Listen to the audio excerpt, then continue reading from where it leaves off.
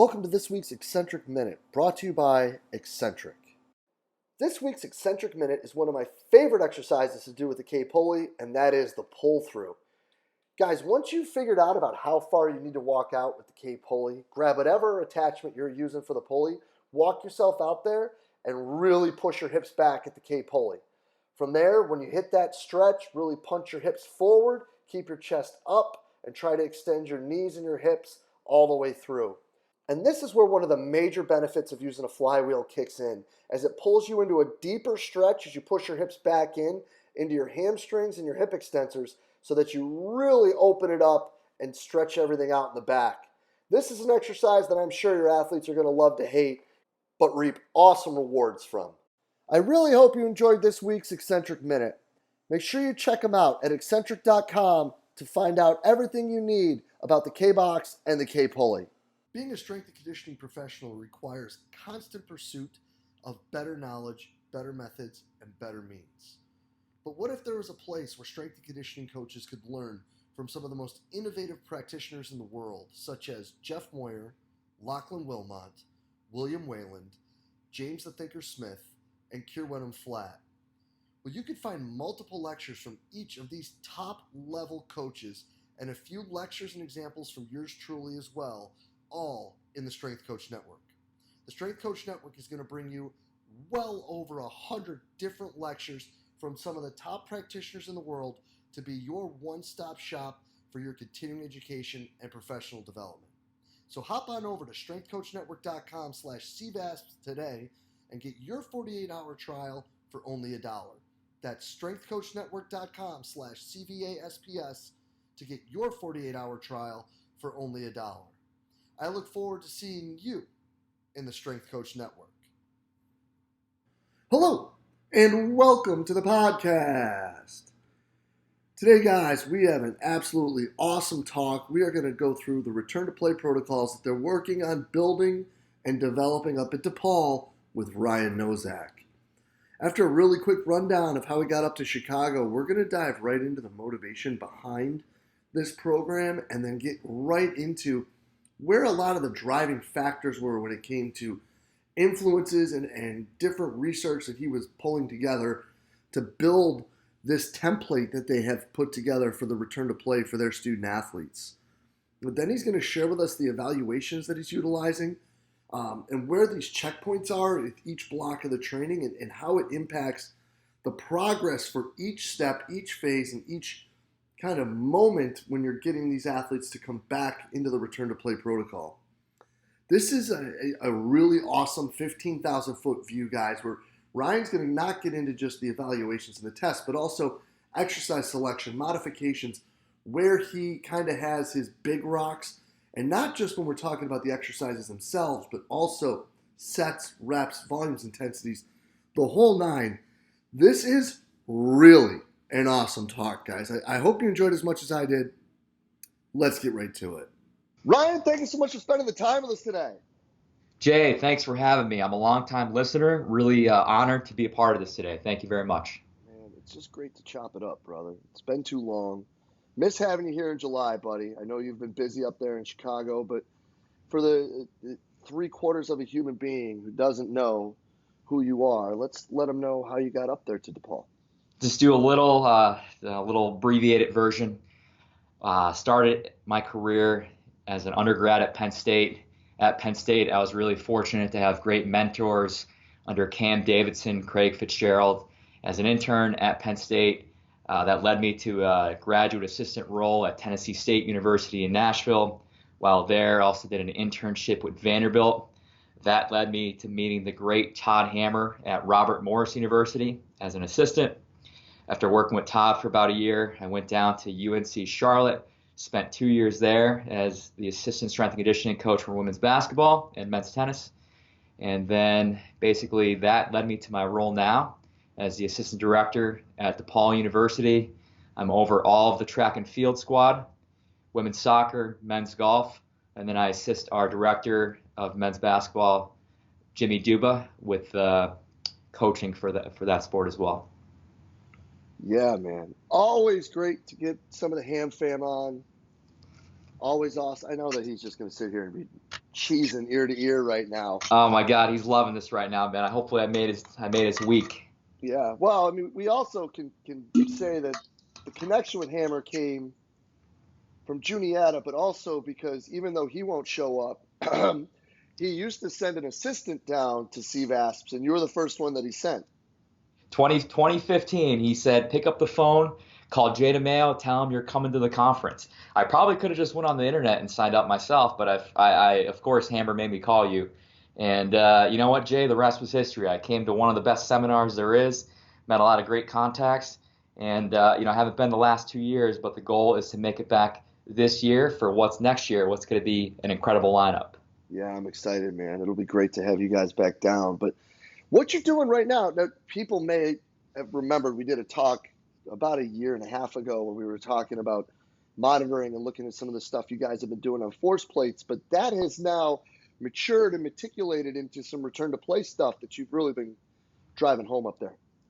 Right on. I'd say that's probably the main passion or like my main driver of continuing education for myself right now. I think prior to this role at DePaul, I'm just like any traditional strength and conditioning coach, just working to get my athletes stronger, get them better for their sports or whatever. Coming into this role at DePaul, the tech side of things kind of really opened up my skill set a little bit. But working with a sport like women's soccer, where we typically see a high incidence of ACLs, has really led me down to this route of how can I improve the life of my athletes through these return to play protocols. So I kind of got involved with this stuff because of unfortunately having these ACLs among our women's soccer athletes. So basically what led me to next was like reaching out to other coaches, just talking with people, figuring out what their protocols are. And then the last 6 months now, I've been kind of designing a protocol of my own. So let's run down that rabbit hole. Let's see what you've been getting into. Let's talk about how this has really been built, because I think that a lot of us, we all get stuck in this situation, right, where the unfortunate things happen. And Right. now I think that really where, Nate's talk in July really opened a lot of people's eyes because he did a lot of things that were really, really awesome, and then turns around and said, but we didn't do it well enough, and this is what we missed. And I think that a lot of us have hit that spot with some of these things where it's been almost 50-50 with some of these protocols when it comes to actual recovery. Yes, I think as a coach, you need to have, let's call it a template, probably needs to be written out or spelled out amongst you and your staff members. And I'm sure this is a lot of stuff that Nate probably talked about, and everybody needs to be on the same page among it. Some things that I've used as like a background or a basis for what I've personally come up with, I'd recommend listeners to check out the Melbourne ACL Rehab Guide. That's by Mick Cooper, and that's by Mick Hughes and Randall Cooper. I think that's a great little like plan that goes through each phase and talks about what they're testing and how they're incorporating standards into those testings. And that's basically what led me down my route of creating our own template for DePaul. Jay, we're starting this right as soon as the injury occurs. So we're calling it like the pre-op phase. That's something that's talked about in that guide. And during that pre-op phase, you're going to want to train your athletes as hard as you can. You want to make sure that they are strong going into that surgery, so the effects are going to be psychologically and physiologically better when they come out of surgery. The last thing you want to do is be like, oh, this kid tore their ACL, like they're done, we're not going to train. No, we are keeping that process going, training through that. Maybe that's a phase where you're not like putting a bar on somebody's back because of like the comfort of being stable and whatnot. But like if you have a leg press in your gym or a pitch shark in your gym, feel free to hit that baby and hit it hard. But during this phase, you're going to want to make sure that they're going into that surgery feeling pretty strong. 100%, because I mean, the research is well documented that better in, better out. Exactly. So a lot of the stuff it's going to come back down to the research, right? So when we are coming out of that surgery, the first 2 weeks are probably with your physical therapist. And I recommend that anybody who's listening to this really sits down and tries to come up with this plan with their physical therapist or their person that might be in charge of sports medicine, because I think the plan needs to be laid out coherently, right? Everybody needs to be on the same page. That's exactly how we went about devising ours. So that first 2 weeks after the surgery might be taken care of with the PT. But as soon as I can start training them as a strength and conditioning coach, I'm going to start doing it. And the main goal of that maybe first 6 to 8 weeks after the surgery is cross education. Cross education is something that we do as strength and conditioning coaches all the time. We probably just don't know the name of it or probably don't realize that we're doing it. And all that is, it just describes the strength gain in the opposite untrained limb following unilateral resistance training. So a good example is coming back from an ACL tear in the right leg. We're going to start training that left leg. There's copious amounts of research showing that training one side is going to improve strength in the other side. And that checkpoint now, when we're sitting there and working the able limb, is now going to be a big driver into how this program is actually going to progress moving forward. But before you move forward with that, are there any like checkpoints? Are there any like numbers that you want to have these young people hit before they take that next step? Yes, I'd say like what I advise and from that guide as well is just like markers of progress. So during this first phase, I'm going to do a 1 rep max on the leg press on the non-surgical side. I'm going to do a 1 rep max on the leg curl on the non-surgical side. Our PT is probably going to be doing like a VAS, which is a visual analog scale. And that's basically going to be taken care of to see like how the athletes are responding to the training. But as far as those markers go, like to progress to the next stage, I'd like to try to get to like on the non-surgical side, about a body weight. So a 1 times body weight on like a 45-degree leg press is a pretty good exercise for this phase. But pretty much how I'm setting up that block is like 5 reps, moderate to moderate heavy intensities, and we're training twice a week. So I like to set it up where we're training on a Monday and then training again on a Thursday. So we roughly have like 3 days in between when we're hitting those limbs hard. But how I set it up was just doing a single leg press on the non-surgical side, a single leg extension, single leg curl, a seated calf raise, and then just upper body that you want to hit. And I'm basically repeating that same process on Thursday. My upper body movements on Monday are dumbbell bench, dumbbell single arm row. On Tuesday, it's a seated shoulder press and a seated lat pull down. But again, I'm basically looking at sets of 3. Sets are going to be about three, but the reps are about 5 reps. On the other days, let's say it's a Tuesday and a Friday, I'm going to be looking at non-impact conditioning at this point, just trying to work the aerobic system. So if the athlete's able to do some bike intervals at this point, we will. But again, it is more about, I don't know, I guess steady state work or just getting the aerobic system in general. We're not trying to go beyond that because the main goal during this phase is strength. So I don't want the cardio that I'm doing or the conditioning that I'm doing to take away from that goal. Right, because we know based on instruments work that there are some things that work together and some things that don't. Right. But I think it's really important that as you're coming back from surgery, you are hitting that. So, the aerobic work also kind of functions like, if you look at this on paper, it's almost like a high-low model. Like obviously the high day is not that high, but it's really set up that way. We're kind of hitting this high neural strength stimulus on day 1 and day 4, and then day 2 and day 5 are more like low intensity days. So then how moving forward do you judge, guide, and make sure that these things that we're looking at are progressing positively for these young people? Definitely. So basically in the next phase, I'm going to have the same markers of progress. So I'm also doing a 1 rep max leg press on the non-surgical side, 1 rep max leg curl non-surgical side. And at this point, I'm fortunate to have force plates. So I'm bringing in an isometric mid-thigh pull.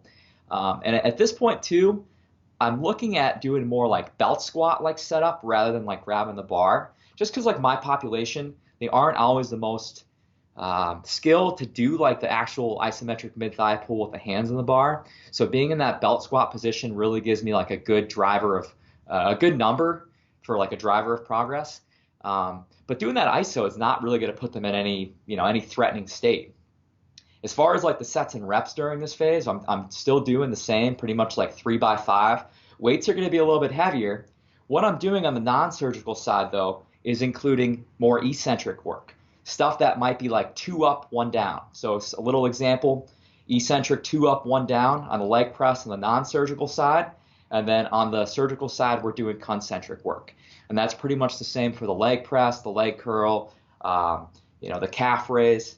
And then I'm looking at pretty much the same guidelines on my aerobic days or my low intensity days.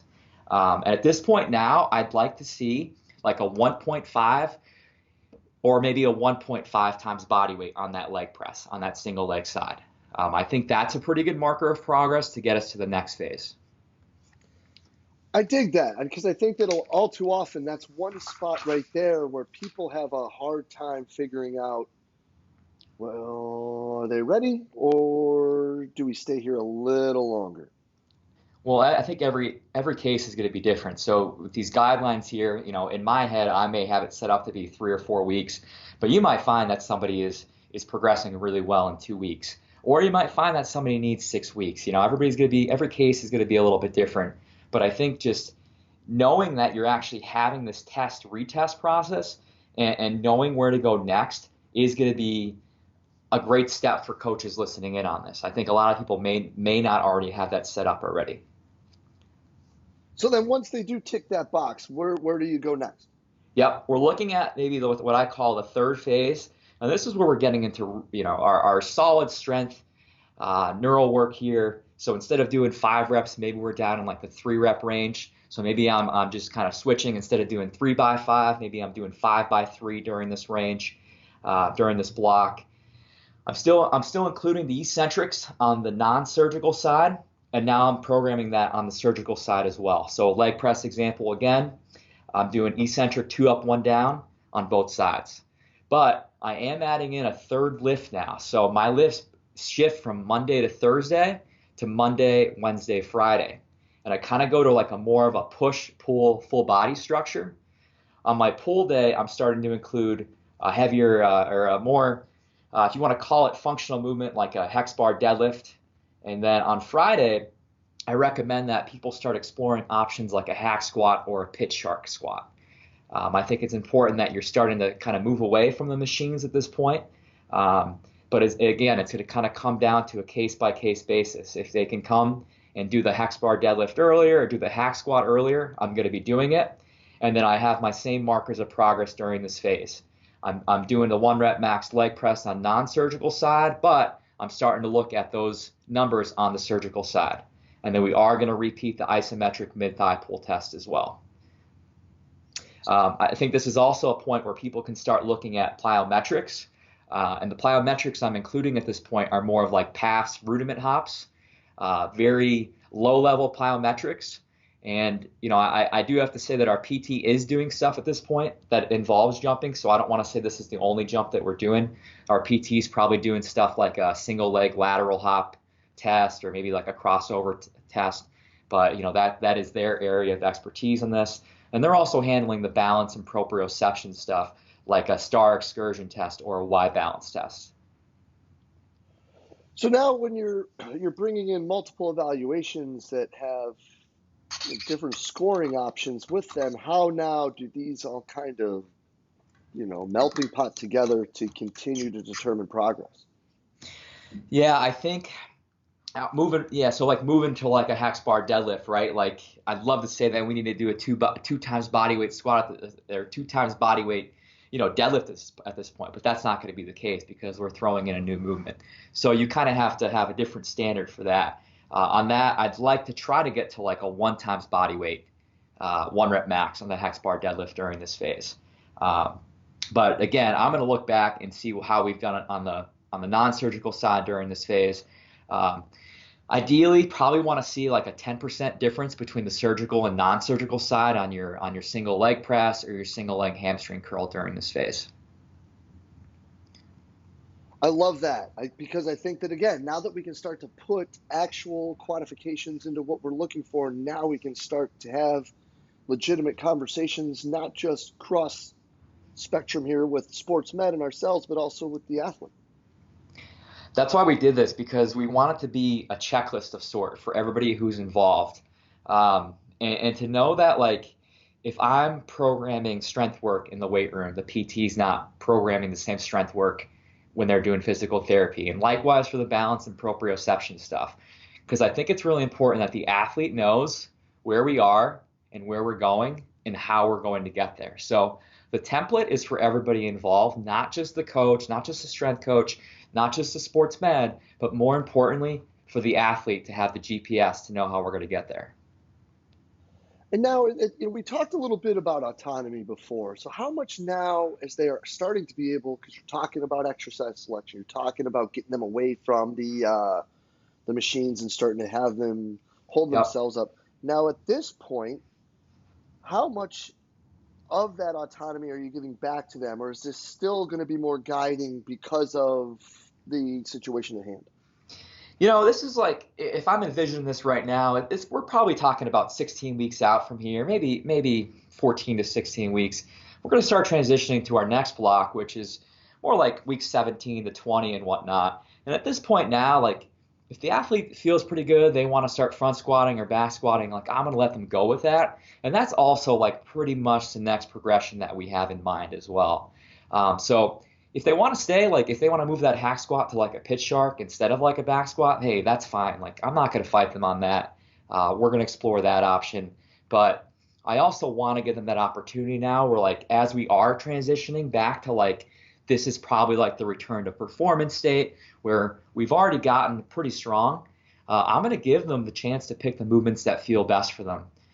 During this phase, like you're probably looking at more acceleration style work too, very short work, 5 meter sprints, 10 meter sprints.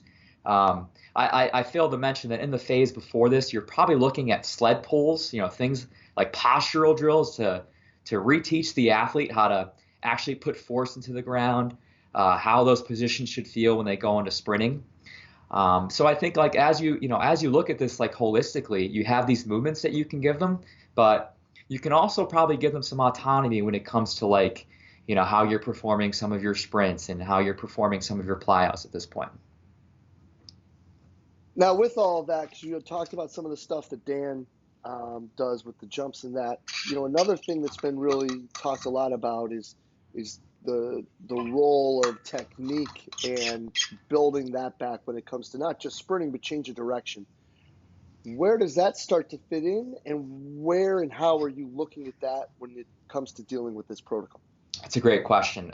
Something that we actually had a great meeting about this morning, and you need to really delineate who's doing what during the process. So a lot of the movements that I do, obviously like technique's going to be a huge part of that. Like earlier on in the phase, the PT is probably the person that's really looking at technique to making sure that we're actually getting into a good landing position. We're distributing forces correctly across both legs. Our knees are bending. Typically people might be coming back from these ACL style injuries or maybe a lower extremity injury in general. They kind of forget what it's like to bend their knees and absorb their forces. So I think that's a really important part of like the re-education process. So it's important that it's the classic saying of you can crawl before you start to walk and you walk before you run. So you have to make sure that those landings are actually are proficient before you're moving on to these plows. Likewise for that agility work, like I'm at this point in the phases, I'm probably not doing like sport specific agility work, but we're looking at like linear sprints, like no change of direction at this point to become proficient at that before we start throwing in change of direction. The change of direction work may not come for another two phases, which would probably be like 3 to 6 weeks.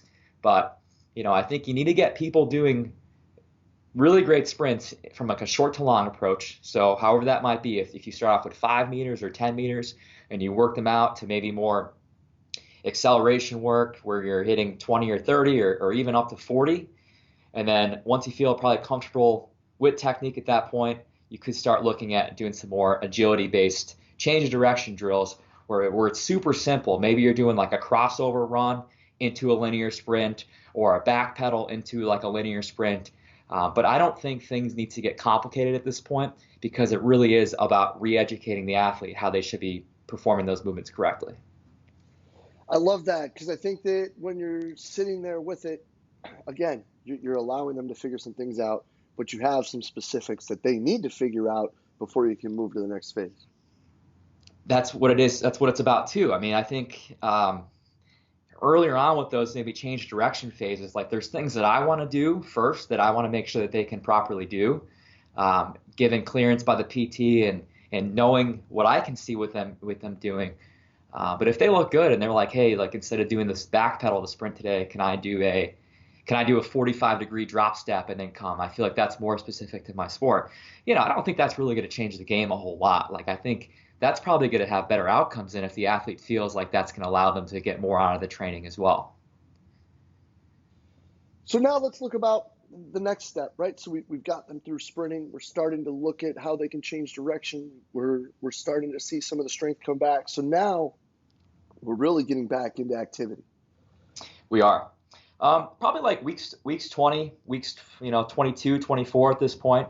At this point now, like I'd like to see at least like a 1.75 or like the goal would be pretty much get them back to the strength levels pre-injury or maybe a 2 times body weight. When I say this, it doesn't have to be like always a squat. It could be maybe you're looking at a hex bar deadlift as well. But ultimately, like I want to make sure that we are progressing back to strength. The likelihood of ACL re-tears and injuries in general is extremely high. So ultimately, like these athletes need to get their strength levels back. Like that's probably the first and foremost thing that we look at. We are looking at 3 days of lift, 3 days a week for lifting at this point, and the structure is pretty similar to like what a non-injured athlete is doing. Like we are probably venturing back into Olympic lifting at this point, our weightlifting derivatives. I'd say in a few phases earlier, we were probably doing some clean pulls from mid-thigh. This phase, we're looking at some hang cleans, and then we're probably doing like heavy bilateral work, whether it's front squats, back squat, hex bar deadlift, as well as some heavy unilateral work, RFE split squats. But obviously we had a progression to get up to that point. I'm not just like throwing that movement back in there. But I think at this point, like you need to keep doing that testing and retesting process. We're going to have them back in the mid thigh iso pull. One of the benefits of when we have a test like that is I know where the athlete is pre-injury. I know I have markers on them throughout the recovery process. That's why I think it's really important to have an athlete monitoring program set up, because when somebody does come back from injury like this, I have these objective tests that I can look at to know where they are. And if you don't have those tests, the other objective tests that you can do are some of those jump testing that I talked about earlier, like a single leg hop test. Maybe you're looking at a triple hop test, crossover hop test, but something that you can repeat and know that this is exactly the same way I performed it the first time. So I know that our athlete's getting better the second time that we're performing this.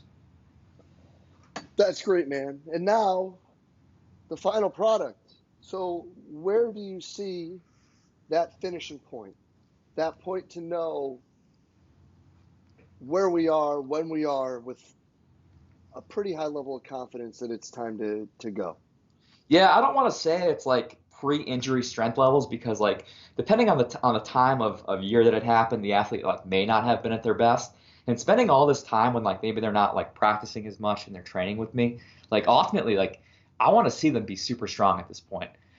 So again, kind of close back to like a 2 times body weight movement. I'd expect their isometric mid thigh pulls to be pretty strong in terms of force output at this point.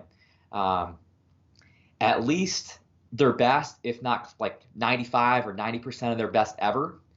But you want to make sure that like in a controlled environment with you, that they are able to do this change of direction work as well.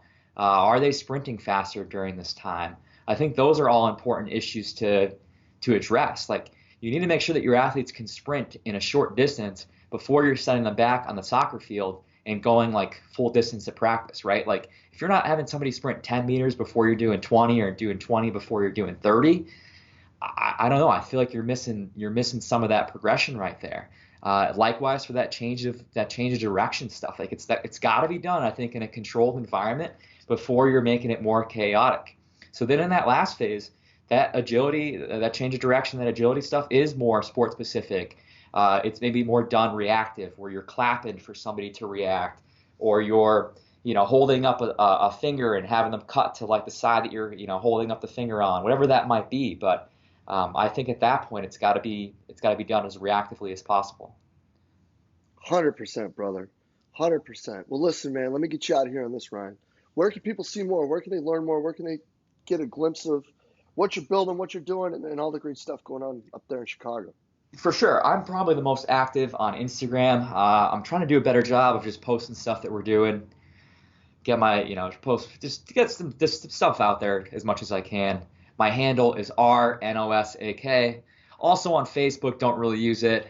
Twitter, I consume, but I don't really produce, so I got to probably get a little better at that. But definitely Instagram is my main form. Love it, man. We'll make sure that's in the show notes. Ryan, always great to chop it up, brother. Always great to see you. Glad you're kicking butt up there, and really appreciate your time today. Jay, it's been an honor. Thanks for having me on, man, and look forward to seeing you soon. Yeah, brother. We'll be in touch real soon, buddy. Take care. Sounds good, man. Yeah, man. And a huge thanks to DePaul's Ryan Nosak for spending the time with us today. Guys, just some open, honest, candid sharing. And really, like a lot of great nuggets. I mean, whether or not you're going to utilize things the same way, or whether or not you're going to take this word for word when it comes to sets and reps or exercise selection evaluations, this template that he just provided for us is really, really sensational and should give you an opportunity to better discuss, not just with the sports med practitioners that you get to work with, but also the student athletes, that may be in the unfortunate situation of needing to utilize something like this. I think is fantastic. Ryan, I can't thank you enough for just being so open, honest, and candid today, man. This is absolutely sensational stuff. And make sure you give him a follow at rnosak, RNOSAK on the gram, again, to keep up with everything he's doing. And as always, guys, if you did enjoy the talk, please share it through the social media outlet of your choice, Facebook, Twitter, Instagram, whatever it may be. As always, we're just trying to get the best information out there to all the great coaches that we can. And as always, guys, thank you for everything that you do for us here at Central Virginia Sport Performance. We will be back next week with another awesome guest. We will see you then.